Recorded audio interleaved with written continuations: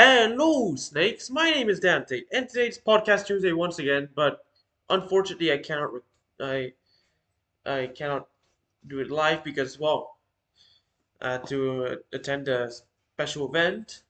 So this podcast is recorded. So a few weeks ago, the new set came out. The new um Ravnica set, or Card of Mana, came out, and this sparked a new card, or a new card came out called Leyline of the Guild Pact, which is a five-color leyline, and it's being really popular right now in Modern, and it's being played in Rhino. So you see, this is a Rhinos deck has updated for this card. Like, I mean, it's a different deck entirely. It's called Rainbow Rhinos. Yup, you heard me right. Rainbow Rhinos, aka five color rhinos slash domain rhinos. Ditch your Maguses of the Moon or Blood Moon because you're not gonna need them there. You're gonna go full on turn one, have the late of the guild pact up, so you can use a late time binding on turn one. Turn two, bring in a Skein of Draco, and then turn three, Cascade, turn four, swing for the win. So yeah, let's start with the combo, non-bow, and then we go into the main deck. Let's do this combo. Where is it?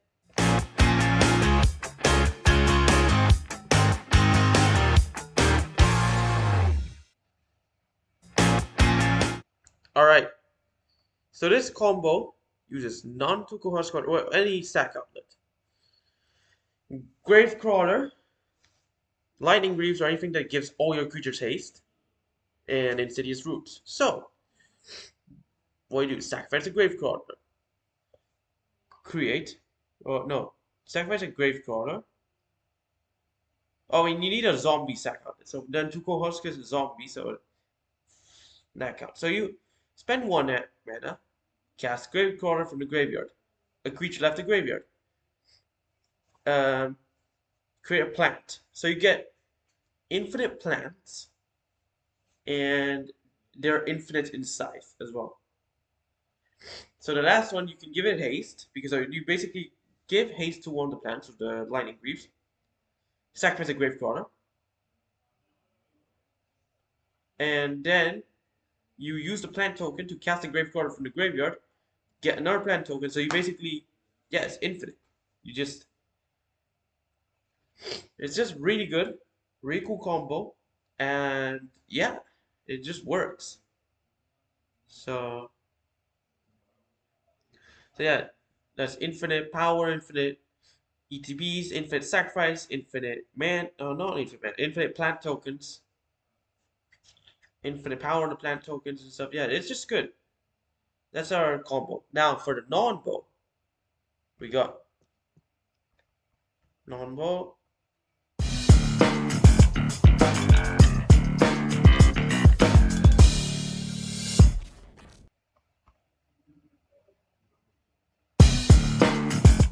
So this is basically, well, the Convokers, or the Knight Errant of Eos, or something similar, and a cost reduction effect, like Garrock. I mean, this is arena exclusive, but still, anything that makes the creature's cost one less to cast or something, that will just make reduce the effect of the Knight Errant because it will cost less mana, so you can convoke it with less creatures. That's basically why this is a normal, technically. I mean, yeah. Why wouldn't you make your creature cost less? But hey, what if you're trying to look for a 5 mana creature or something? I don't know, like another Knight Errant. Like, because the Knight Errant, if you convoke it with all the creatures, with 5 creatures, you can put up another Knight Errant with a Knight Errant. But with 4, you cannot. Anyways, let's go to our main board. Let's just go in. We'll start with the ley lines. We got 4 of each. Leyline Binding, and Leyline of the Guild Pact. Leyline of the Guild Pact is a new addition to the deck, costing hybrid of one green with like one of every other color. So one or green or white, green or blue, green or black, and last but not least, green or red. And if it's in your opening hand, you can get it for free. All of your permanents are all the colors except for lands, yeah. And your lands are all the basic land types, giving you instant domain as soon as you have a land on the battlefield. And all your permanents are all the colors. Leyline Binding is a 6-mana enchantment with flash that costs one less for domain. So you can get down to 1 mana if you have full domain. And when it ETVs, adds out something under the Leyline Binding until it leaves. A permanent. So yeah. Leyline the Guild Pact, you can cast a Leyline Binding for 1 mana. Before for one on turn 1. Now, I mean, it used to be for the earliest you could do it before was on turn 2 with a Triome and a Shockland. But now you can get it done earlier with a Leyline of the Guild Pact. And Leyline of the Guild Pact will make it easier so you can cast one of your win cons on turn 2. But first we're going to talk about the creature counterspell. So we don't use Tishana anymore, I forgot the name, but yeah. It's you got 4 subtleties in the main board, which basically allow you to go 4 mana, free, flash flying when it ETBs, send a creature or planeswalker spell to top or bottom. The owner gets to choose, and you can evoke it for 1 with exiling a blue card. So it's basically a blue force, and in modern, but only hits creatures and planeswalkers, and it puts it on the top, and doesn't even counter it. So it bypasses uncounterable, and you can basically cast it for 0 mana, and it won't interfere with your cascading. That's why Subtlety is very good. It's like you got those split spells that like Fire and Ice or Dead and Gone, which cost um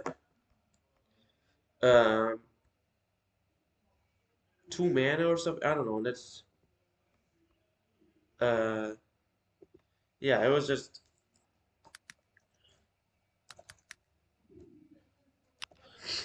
good, and yeah, so yeah, with Subtlety you could just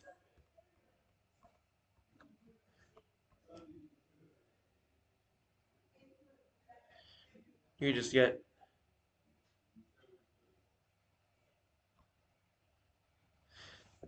All right, so that's basically Subtlety. Now we have our Cascaders.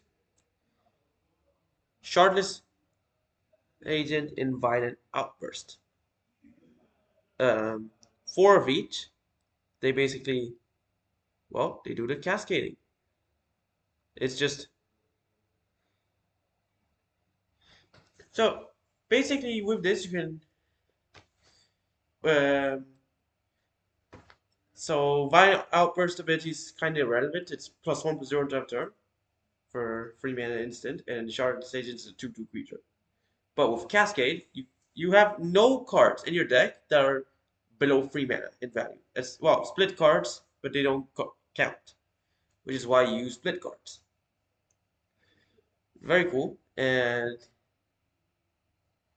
well, in reality, there's only like 3 split cards in the whole deck, but yeah. I mean, some variations use Dead and Gone, but anyways, this is basically uh, this is just four cascades, 4 shardless, and well, if you have played a cascade deck before, then you will know uh how it is. Now, this deck has like 2 win cons. I mean, well, best combined together with new Leyline. Uh, and we got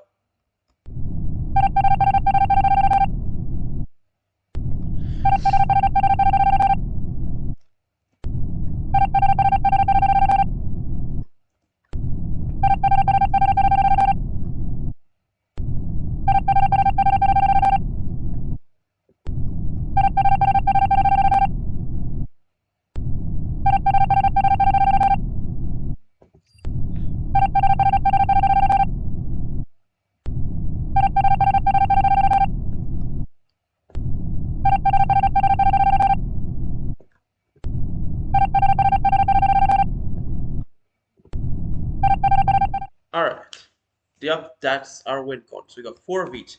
Crashing Footfalls, which, well, create the 2 rhinos that you can see in the art. And Skin of Draco.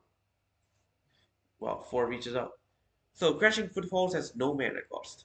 How you cast it? Well, I mean, you can suspend it for 4 turns with 1 mana, or you can cascade it. That's your win con. You see, this is the only card that costs less than 3 mana in the whole deck. So when you cascade, you are forced to hit Crashing Footfalls. Now, Skin of Draco is another good card. It's 12 mana, but with Domain, you can get it down to 2 mana. Yep, with 5 basic land types, full Domain. A 4/4 artifact creature dragon with flying, and white creatures have vigilance, blue creatures have hexproof, black creatures have lifelink, red creatures have first strike, and green creatures have trample. Only on your side, of course. But still, basically, with the with the Leyline Binding, you can turn all your creatures into unstoppable beasts. You know, like with trample, first strike, lifelink, vigilance, and hexproof. Like you could turn 1 Leyline, and then you can just Leyline Binding something like an amulet or I don't know, any 1 mana. Turn 2, Skin of Draco. Turn 3, Cascade with Shardless Agent or a Violent Outburst. If you use a Violent Outburst, you can attack for 5, otherwise you just attack for 4. And then final turn, swing in for 12 or 14 damage, and it's basically like GG, practically. If the opponent has fetched or anything. Alright, still you're nigh unbeatable because you'll be gaining a lot of life. So, yeah. Anyway, here we go for our spells slash, well, we got removals and counterspells. We got Force of Negation. 4 of each, or not 4 of it, of Force of Negation, and 3 Fire and Ices. So Fire and Ice is a split spell that costs 4 mana in total, but for 1 and a blue, you can cast Ice, which taps a creature. No, taps a permanent, my bad, and draws a card. You can slow them down 1 turn with a land or something just to suppress them a bit, stop an attacker, whatever, and draws your card. Or you can just use Fire to do some direct damage to wherever you want for 1 and a red. Both of them are instants. You can just use it as removal, multi-removal, damage spell, or just a cantrip as well. Force of Negation. Well, it's a 3 mana instant that counters a non-creature and exiles it. But if it's not your turn, you can exile a blue card to cast it for free, just like Subtlety. Except Subtlety doesn't have that restriction. But yeah, you can basically cast it for free and it bypasses the Cascade because it's literally 3 mana. So, yeah. Really cool. Split spell bypasses the Cascade restriction thingy because, well, it's technically a 2-mana spell, but it costs 4 mana, like in reality. So yeah, no, my bad. It costs 2 mana in reality, but it's technically a 4 mana spell by how the rules work. So yeah. Anyways, we got the last non-land card in the main deck, where we got Lorien Revealed. 4 card draw.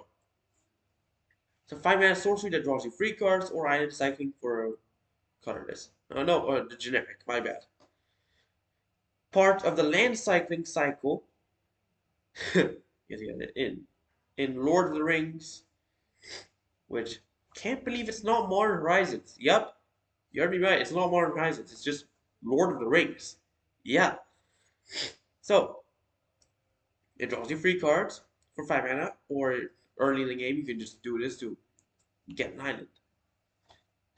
And with this, now with Domain, you're gonna need lots of basic land types.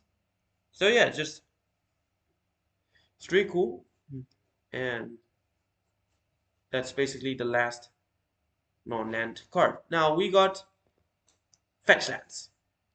4 Misty Rainforests, 4 Flood Strands, in 3 Arid Mazes, totaling 11 fetch lands in the whole deck, which can basically fetch a bunch of stuff.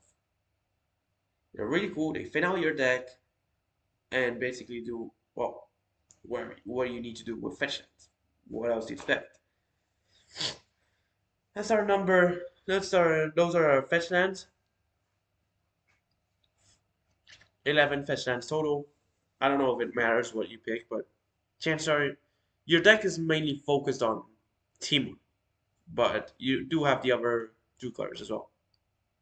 We don't do much of those.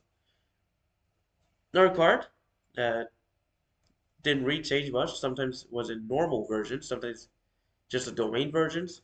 Gemstone Caverns, 2 of those.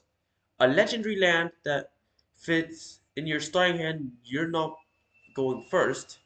You can exile a card your hand to begin the game with the Gemstone Caverns on the battlefield with a lock counter, meaning it's enhanced if you have it from the opening hand. So normally it's a land that just taps for colors, but if it's lucky, you can tap for 1 mana of any color instead. This grants you 1 land advantage over the opponent, meaning that if you're going second, you have the mana advantage as if you were going first and not second. Basically matching what your opponent has in store. Really good card, and basically allows you to cast Cascade on turn 2 in reality. So yeah, everything do 1 turn earlier. So that's basically our cavern. Now it's time for those lands. A bunch of lands that we play 1 of each. So we got +1 Boseiju in the sideboard. So Boseiju, we got 1 main, 1 sideboard. We got Basic Island. We got Shockland Breeding Pool, Shockland Steam Vents, Shockland Temple Garden. Indian Foot Triome, Surveil Land, Meticulous Archive, which is one of the new lands in the set that counts as 2 basic land types, Intercept and 1 day ETB, Surveil 1. Surveil Land, Thundering Falls, and Basic Island. Those are our lands. Now it's time for our sideboard. We got 2 of those each. Draft Magistrate, a suppressing card, 2 mana, 1/3 human wizard that stops players from casting spells from anywhere other than their hand. So anything that casts from the graveyard, from the library, from exile even. No, they just can't cast it. Very popular in Commander because it stops the commander from being cast. But in Modern, I mean, it does have functionality, but not much, to be honest. I mean, but yeah, it's still a good card to have in the sideboard. Nonetheless, Dismember, a 3 mana instant, well, 1 and 2 fires and blacks to make a creature -5/-5 on turn. Really good removal that can cost up to as low as 1 mana. Down to as low as 1 mana, my bad. And you can just kill almost anything with it. I mean, there's a good amount of creatures you can kill with Dismember. This format. And if not, then you can just weaken it down so that your smaller creatures or well, you don't really have smaller creatures like Rhinos or something. You can just kill them off. I mean, Shardless Agent. That's a small creature. Yeah. But why am I drafting Rare Magistrate? What? I mean, that's the list I saw on Channel Fireball. So I'm not entirely sure why draft. I mean, draft Magistrate if you really desperately need it in the I mean, to sideboard it in, which honestly I don't know. where you'd use it. Oh, wait! Cascade! Cascade mirror match. You can't cast them from exile either, so so when you cascade, Draft Manager straight stops it, just like with Small Teferi. But Small Teferi you cannot cascade into it, so maybe when you're playing Draft Magistrate, you can play defensive strategy to cascade into Draft Magistrate if needed. I mean, similar to how some decks would throw in an inevitable betrayal in post game one to steal a big creature like a Wormcoil Engine or something. And well, Draft Magistrate apparently is used in this deck because well of mirror matches. And I mean, I've never actually played Rhinos deck before, but I've seen enough Rhinos decks to know how the deck works. So yeah. Next up, we got removal. Another well, no board. I'm just removal. I don't know why I put board wipe in there, but anyways, two of Bone Crusher Giant, 3 mana 4/3 giant that has the Storm spell, 2 mana instant adventure. Oh, that doesn't fall under the Cascade thing, so it just well goes above it. That stops damage from being prevented this turn, which bypasses the one ring and deals damage to any target. So it's a good removal that also functions as direct damage. And one so battlefield is a 3 mana 4/3 that when it gets hit by a spell, deals damage to the spell's controller. Usually it will work both ways, but you don't target it with your spell, so that's not an issue really. If the opponent tries to kill it, they'll get recoiled by the giant. Yeah. Really cool card. And yeah, makes sense as to why it's being used. Well, only one Tishana's Tidebinder is used in this. It's just a counter creature. It's not a counter spell. I mean, so it counters abilities actually. It's a creature that counters abilities. Also, we got like instants that counter spells, but 3 mana, free to Merfolk Wizard to flash. Chances are you know what this card does by now. Wait, ETBs? Stifle. And if you stifle the artifact creature Planeswalker this way, loses all the abilities until Tishana's Tidebinder leaves the battlefield. So yeah, it just devastates because you just pull off a cool trigger with your artifact. I mean, it disables the one ring. It disables some really strong creatures in there, like one shot the Cultivated Colossus, disables Titan. It'll even disable the Planeswalkers as well, rendering them useless basically, like Grist or a Karn or something. Yeah, and the only way to get rid of it, that effect, is by getting rid of the Titan, which for some decks shouldn't be that hard, but decks like Primeval Titan will struggle with killing the Tidebinder. So yeah, really powerful card. Uses one in the sideboard. The normal Rhinos deck would use three in the main board, but this is just the Rhinos. Rhinos. Oh, okay, that's not a bad idea. Rainbow Rhinos, yeah, deck, which only uses like one in the sideboard, whilst the other ones would play three in the main board and one in the sideboard. Forces, the green force. I mean, two of each. Force of Vigor and Endurance. Force of Vigor allowing you to, for 4 mana, or while designing a green creature, a green card if it's not your turn from your hand, to, to destroy two artifacts and or enchantments. I mean, if it's not your turn, you can do the alternate cost. If not, you have to pay 4 mana.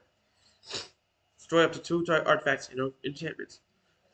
Now, Endurance is a 3 mana, 3/4 elemental incarnation of Flash Reach with ETBs. Send all cards from a graveyard to the bottom of the library in a random order. You don't have to do that, but chances are if you're using Endurance, you're going to want to do it either to yourself or the opponent, like a mill deck or a deck that plays with the graveyard. And for evoke is exiling green card for your hand, very similar to Force of Figure, except you can do it on your own turn if needed. Chances are you won't, but oh, maybe you do. Last but not least, our counter spells: Mystical Dispute. Three of them in the sideboard. It's a 3-mana instant that costs 2 less if it's targeting blue spells, so you can put it against blue decks or something. And counterspell unless its controller pays 3. So for 3 mana or for 1 mana, you can tax 3 mana for a spell. Really good card. You can just disrupt entire game plans with it. Flies over the cascade because it's 3 mana, and you can use it for 1 mana, but when it's in the library, it's still a 3 mana spell. I mean, it's only becoming 1 mana when you're trying to cast, if you're trying to use it to counter a blue spell. So, yeah.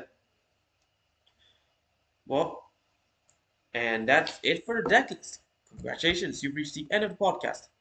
Like and subscribe, follow my Twitch channel, share friends, stay tuned for video streams and podcasts. Next podcast will be live, don't worry. It's 4:30 GMT on Twitch and YouTube. Stay tuned to and watch my videos too. I'll be streaming some Arena soon as well. Also, Flesh and Blood. Don't miss them out. Uh, I'll be practicing Arena Standard for Naples. The second event has passed where I live, so I need to try and qualify to get there. But yeah, thanks for watching. Hope you enjoy it, and bye.